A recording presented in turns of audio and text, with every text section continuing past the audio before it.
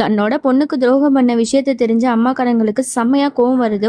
அதனால அவங்க என்ன பண்றாங்க, ஃப்ரெண்டுக்காரியோட புருஷன் இருக்கால அந்த சைக்கோ பையன் அவனையும் அழைச்சிக்கிட்டு மாதர் சங்கத்துல இருக்கிற அத்தனை பொம்பளைங்களையும் கூட்டிட்டு வந்து அவளோட வீட்டு வாசலுக்கே போயிடறாங்க. அவங்கள பார்த்து இவளுக்கு பயங்கரமா ஷாக் ஆகுது. அப்படியே ஓட பாக்குறா.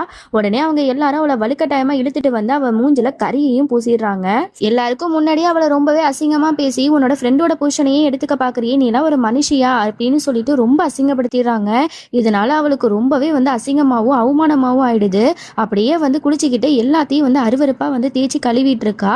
குளிச்சுட்டு அப்படியே பித்து பிடிச்ச மாதிரி ஒரே இடத்தையே பார்த்துட்டு இருக்கும்போது அங்க ஃப்ரெண்டுக்காரியோட புருஷனும் வந்துடுறான். என்னம்மா என்னாச்சு, ஏன் ஒரு மாதிரி இருக்க அப்படின்னு கேட்டா. உடனே இவ பயந்துட்டு, தயவு செஞ்சு என்னை விட்டு போங்க, என்னை எல்லாரும் திட்டுறாங்க, எல்லாமே உங்களால தான், இனிமே நீங்க என் வீட்டுக்கு வராதீங்க, என்ன தொடாதீங்க அப்படின்னு சொல்லிட்டு பைத்தியக்காரி மாதிரி கத்துறா.